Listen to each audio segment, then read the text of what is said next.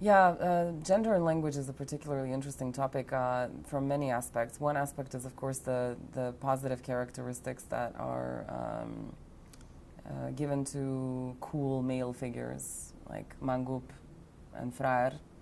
Trying to think of others. If I'll come up with any others, I'll mention them later.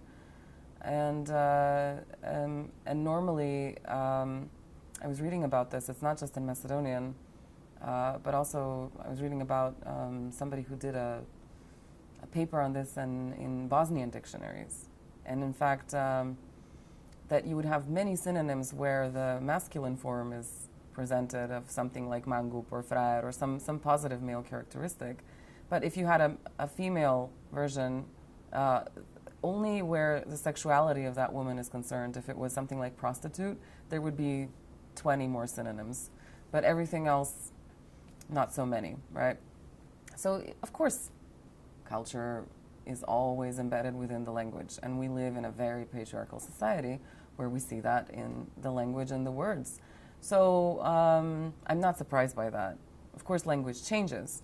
So then, culture changes, and tradition changes, and patriarchy is slowly kind of diminishing.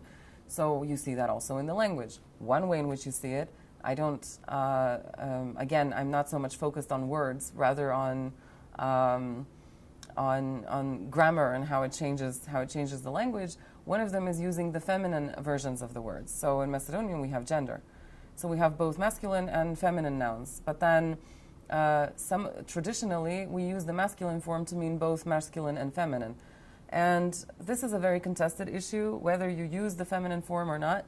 But in fact, the Academy of Sciences in Serbia, I think they came out with some kind of a decision that the feminine forms of the nouns are no longer they're not standard language. I'm not sure if it's a law, not really a law, but it's some kind of something that the editors are going to be doing, like taking out all the feminine words from the language, but definitely it's a recommendation that this is not something that you should do in the language, that it's ungrammatical, let's say, to use feminine words. It's not okay to use feminine words for things like lawyer, doctor, psychologist, composer, but it's okay if it's cleaner, right? And other professions that were normally attributed to women, but were also seen as a lower social, that had a lower social status. So for those, it's okay to have feminine forms. But for others that are now gaining feminine forms, they're saying, sorry, we're stopping it here. This is ungrammatical, right? Grammatically incorrect.